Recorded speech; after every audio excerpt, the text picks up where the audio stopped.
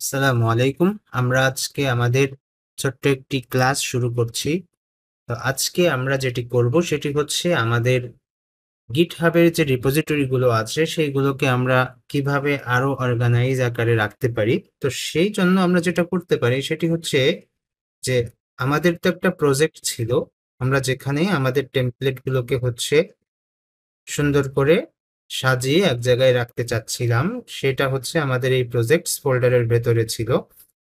টেইলওয়াইন CSS projects বলে আমাদের এই ফোল্ডারটি ছিল। এর ভেতরে আমরা দুইটা টেমপ্লেট রেখেছি। তো একটা হচ্ছে আমাদের নট রেসপন্সিভ আর একটা হচ্ছে রেসপন্সিভ, যেটাকে আমরা পোর্টফোলিও 1 হিসেবে রেখেছি। আচ্ছা, তো এই জন্য এই প্রজেক্ট ফোল্ডারটিকে আমরা হচ্ছে আমাদের কোড এডিটরে ওপেন করতে পারি। তার জন্য আমরা লিখলাম সিএমডি, তারপর এখানে লিখলাম কোড স্পেস ডট ইন্টার। এভাবে আমরা এটাকে আমাদের কোড এডিটরে ওপেন করলাম। এরপর আমাদের এই পরবর্তী আর একটা ডেস্কটপে আমরা যেটা করতে পারি, আমাদের যে গিট হাব আছে সেই গিট হাবে আমরা চলে আসতে পারি। ওকে, এই হচ্ছে আমাদের গিট হাব। তো এখানে আমরা আমাদের যে রিপোজিটরি আছে সেই রিপোজিটরিতে যাচ্ছি। যাওয়ার পর তারপর আমরা দেখব এই হচ্ছে আমাদের রিপোজিটরি।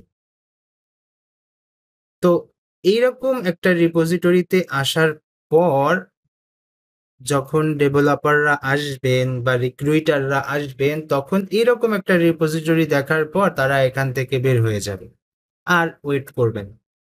তো ওয়েট না করার কারণ হচ্ছে এখানে আসলে এই রিপোজিটরি বা এই ফোল্ডারের ভেতরে কি কি আছে সেটা এখানে লেখা নাই। যেহেতু লেখা নাই সেহেতু এর ভেতরে গিয়ে ক্লিক করে সবকিছু চেক করার যে সময়, ওই সময়টা বেশিরভাগ ক্ষেত্রে ডেভেলপারদের থাকে না। তো যদি এখানে ছোট করে হোক বা সুন্দর করে যেভাবে হোক, যদি এখানে কিছু থাকে তাহলে ওই জায়গাটায় পড়তে গিয়ে এখানে কিছুটা সময় তারা কিন্তু ওয়েট করে। সেক্ষেত্রে ওই যে যে থেকে গেল, ওই থাকাটাই হচ্ছে আরো বেশি করে দেখার একটা সুযোগ। ওকে, তো এই জন্য হচ্ছে আমাদের এই যে যে রিপোজিটরি আছে এই রিপোজিটরিতে আমাদের একটু বেশি বেশি করে সুন্দর করে সাজায় রাখা প্রয়োজন। তো এখানে আর একটা কনসেপ্ট আমার কাছে এখন মনে হচ্ছে, সেটা একটু বলি। মনে করুন আমরা আমাদের এই রিপোজিটরিতে অনেকগুলো টেমপ্লেট রাখতে চাই।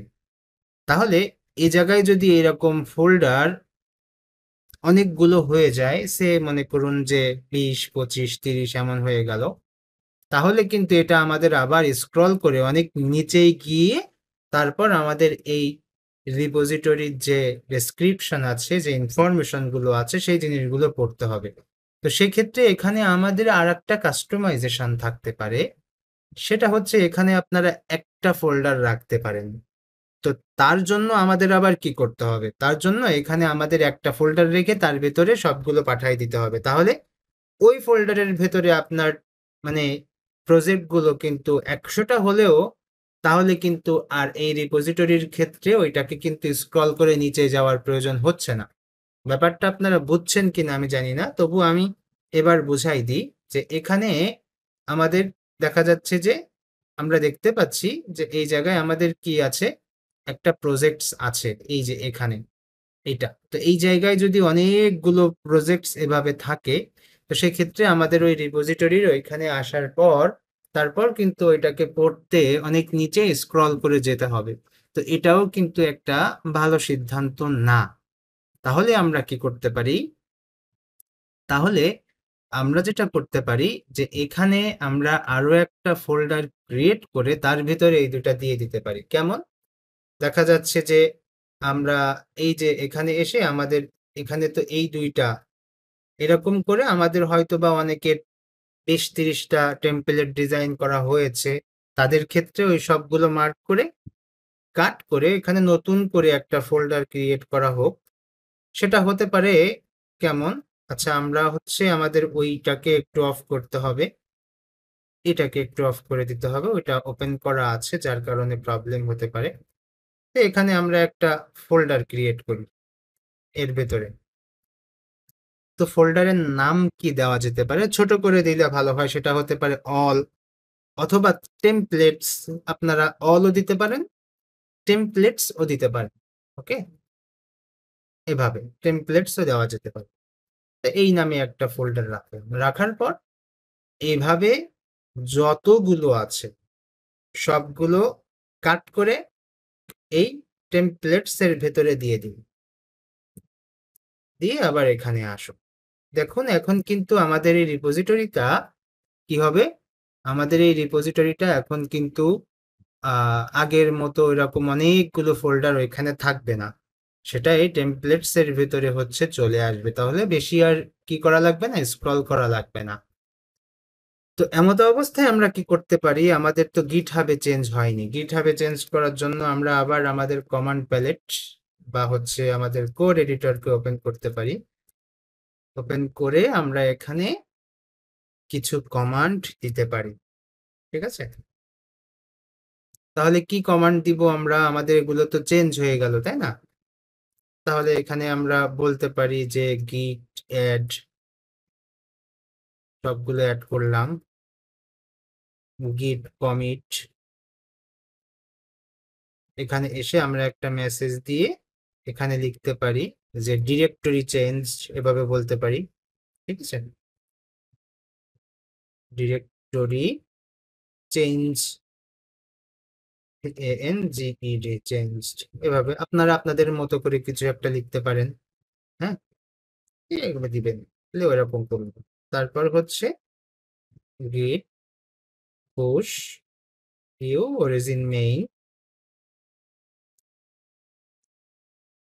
এভাবে দিয়ে দিলে আশা করি হয়ে যাবে। ঠিক আছে, আচ্ছা, হয়ে গেছে।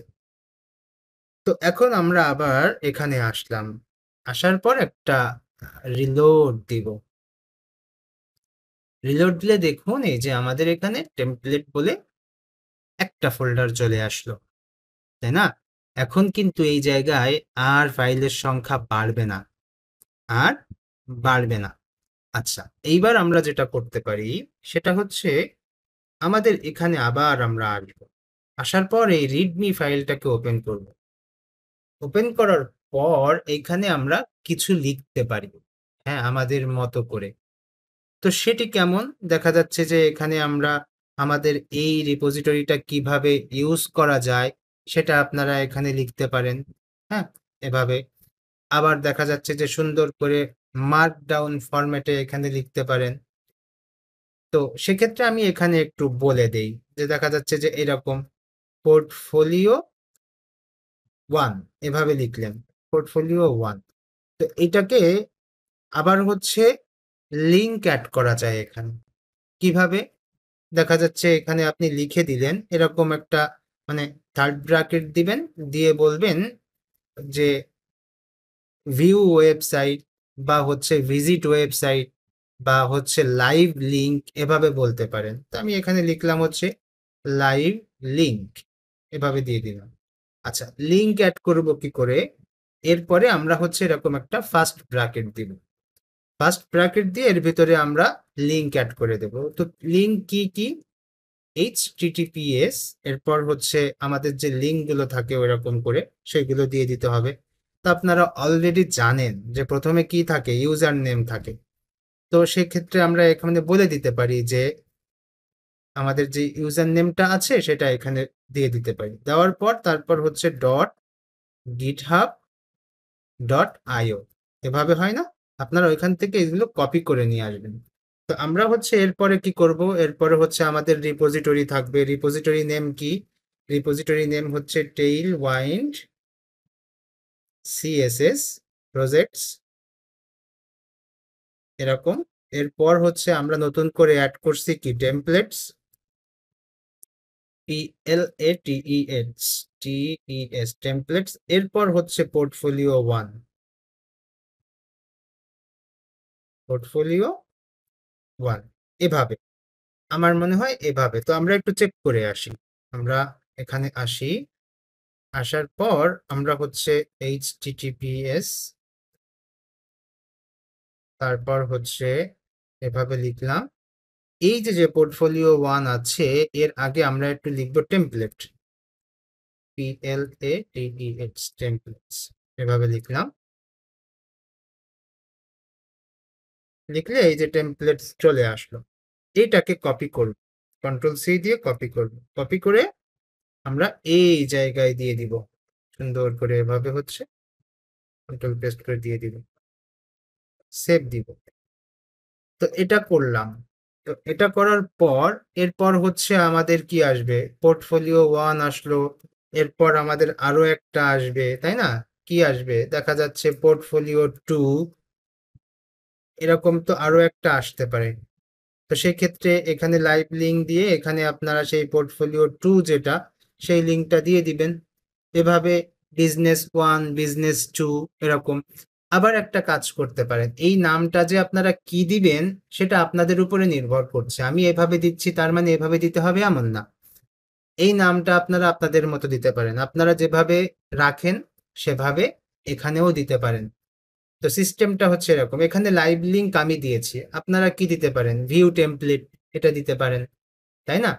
তো এটা সম্পূর্ণ আপনাদের উপরে, কিন্তু এইটা একটু সুন্দর করে দিয়ে দিতে হবে যাতে করে প্রবলেমটা না হয়, লিঙ্কটা যেন ঠিকঠাক মতো থাকে এরকম।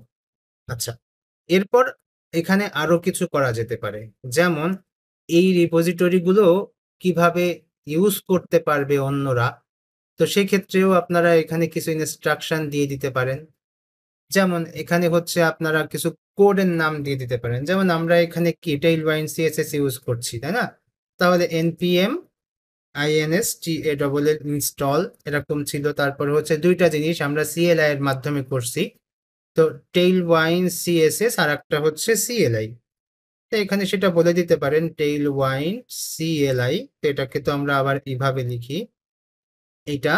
আর একটা হচ্ছে আমাদের ওই যে কোড ছিল আমাদের npx নামে একটা কোড ছিল না, যেটা আমরা হচ্ছে বারবার বারবার হচ্ছে ওই যে করি, টেইলওয়াইন্ড সিএসএস, এখানে আমাদের হচ্ছে CLI। আমরা এগুলো হচ্ছে কপি করে আনতে পারি আমাদের টেইলওয়াইন যে আছে ওইখানে। তো আমি এখন আনছি না কারণ আমার যে প্রজেক্ট রিপোজিটরি সেটা হচ্ছে একটু আলাদা। আপনারা জানেন যে বারবার চেঞ্জ করে লিখতে হয়, অ্যাসেটস সিএসএস, তারপর হচ্ছে ইনপুট ডট সিএসএস এমন। এরপর আউটপুটের জন্য, তাহলে আউটপুটের জন্য আমাদের ও ইউজ করতে হবে এভাবে। এরপর আবার আমরা এখানে আমাদের যে আউটপুটের জন্য যেটা আছে সেটা কিন্তু আমরা এখানে লিখে দিতে পারি, অ্যাসেটস সিএসএস, তারপর হচ্ছে আউটপুট ডট সিএসএস এভাবে। এটা লেখার পর তারপর এটাকে সার্বক্ষণিক তত্ত্বাবধানের জন্য, দেখাশোনার জন্য, ওয়াচ করার জন্য এখানে আমরা একটা ফ্ল্যাগ ইউজ করে দিতে পারি, সেটা হচ্ছে WATCH এভাবে। তো এই দুইটা কমান্ড সাধারণত দিলে আমরা এই রিপোজিটরি গুলোকে ইউজ করতে পারবো, কারণ হচ্ছে ইনস্টল করতে হবে টেইলওয়াইন সিএসএস, তাই না? তো এই কোডটুকু এখানে আপনারা সুন্দর করে সাজালেন। তাহলে সাজানোর পর তারপর হচ্ছে আবার এভাবে আসলেন, এসে আবার লিখলেন যে গিট অ্যাড, ঠিক আছে? দিয়ে একটা এভাবে দিলেন, তাহলে এটা কিছু একটা করলো। তারপর হচ্ছে গিট কমিট এভাবে দিয়ে তারপর হচ্ছে আপনারা এখানে একটা মেসেজ লিখবেন। কি লিখবেন সেটা হচ্ছে readme ডট md চেঞ্জ, এভাবে লিখতে পারেন, তাই না? তাহলে কি হলো, read me ডট md, আচ্ছা ডট লাগবে না, readme ফাইল চেঞ্জ এভাবে লিখে দিলেন। এরকম দিলেন, দিলে ওরা আপনাকে বলবে যে অন ফাইল চেঞ্জ, তারপর হচ্ছে 6 ইনসারশন, মানে 6টা আমরা ইনসার্ট, এখানে 6টা লাইন আমরা এখানে নতুন অ্যাড করছি। তাহলে কমিট হয়ে গেল। এখন হচ্ছে আপনারা গিট পুশ করে দিতে পারেন। কি লিখবেন, অরিজিন মেইন এভাবে দিলে ইনশাল্লাহ এটুকুও চলে যাবে আমাদের গিটহাব। গেলে তখন হচ্ছে এখানে আসবেন, আসার পর আবার একটা রিলোড দিবেন, দেখবেন এখানে চেঞ্জ হয়ে গেছে। এই যে এগুলো চেঞ্জ হয়ে গেছে। এখন এই লাইভ লিঙ্কে ক্লিক করলে এটা আপনার ওই লাইভ লিঙ্ক চলে আসবে। তবে এখানে একটা ব্যাপার আছে, আপনারা কিন্তু ওই যে HTML CSS ইউজ করে এখানে আবার নিউ ট্যাব অ্যাড করে দিতে পারেন। হ্যাঁ, নিউ ট্যাবে ওপেন হবে, সেটাও করে দিতে পারেন। তো নো প্রবলেম, একটু দেখবেন যে সুন্দর করে কিভাবে কি করা যায়। এভাবে যদি আরো অনেক থাকে সেভাবে আপনারা আরো সাজাতে পারেন। আপনারা অলরেডি মার্কডাউন ফরম্যাটে লেখা শিখে গেছেন, তো সেটা যদি আপনাদের আসলে মানে এখনো প্রবলেম থাকে, তাহলে হচ্ছে আপনারা সেইভাবে দেখবেন। যেমন এখানে আমরা 2টা লাইন কোড লিখছি, তা 2টা লাইন কোড তো এভাবে লিখতে হয় না, 2টা লাইন কোড নিচে নিচে যাবে এরকম, তাই না? তো সেক্ষেত্রে আপনারা কি করতে পারেন, তো এখানে এসে এই কোড লেখার সিস্টেম আছে, সেটা হচ্ছে এরকম করে 3টা দিলে ওরা হচ্ছে কোড হয়ে যায় এরকম। তো নিচেরটায় আসেন, এসে আবার 3টা দেন, এখানে এসে 3টা দেন, কোড কোড ব্লকস চলে আসবে। এসে এভাবে হচ্ছে আমরা এটাকে সেভ দিতে পারি। ওকে, আবার এভাবে দেখা যাচ্ছে আপনি এন্টারও দিতে পারেন, তাহলে ওটা দেখতে আরো বেশি ভালো লাগবে। ঠিক আছে, এভাবে এন্টার দিয়ে দিলেন, এন্টার দিয়ে দিলেন, দেওয়ার পর এখানে তো এই চেঞ্জটা তো আবার ওইখানে যায়নি, তাই না? তাহলে এখানে আবার আমাদের ওই চেঞ্জ করে আবার পাঠাই দিতে হবে। এত ছোট ছোট কাজ তো আমরা করব না, তাই না? তারপরেও করলে তো সমস্যা নাই, আমরা ওইখানে পাঠাই দিচ্ছি, আমাদের আমাদের এই 3টা কোড লিখতে তো সমস্যা নাই, তাই না? তো আমরা এখানে লিখলাম, দেখা যাচ্ছে যে গিট অ্যাড, ঠিক আছে। তারপর আবার উপরের দিকে গিয়ে লিখলাম যে এই সেম কাহিনী, ঠিক আছে। আবার হচ্ছে অরিজিন মেইন, তাহলে এটা আবার চলে যাবে, এই পরিবর্তনটাও আবার উপরে চলে যাবে। তো চলে গেলে তারপর হচ্ছে আমরা আবার এখানে আসবো, রিলোড দিব। রিলোড দেওয়ার পর আমরা এখানে দেখতে পাবো, এই যে দেখুন সুন্দর করে এখন কোড কপি করা যাচ্ছে, 2টা কোড এখন কিন্তু এরকম হয়ে গেছে, তাই না? তো এই তো, এইভাবে হচ্ছে আমরা আরো আমাদের এই রিপোজিটরি গুলোকে সুন্দর করে অর্গানাইজ করতে পারি। আপনারা আরো আরো চেষ্টা করবেন যে কিভাবে এখানে আরো সুন্দর করে অর্গানাইজ করা যায়। ওকে, তো ঠিক আছে, সবাই ভালো থাকবেন। আমরা আমাদের ক্লাস এখানে শেষ করছি। আল্লাহ হাফিজ।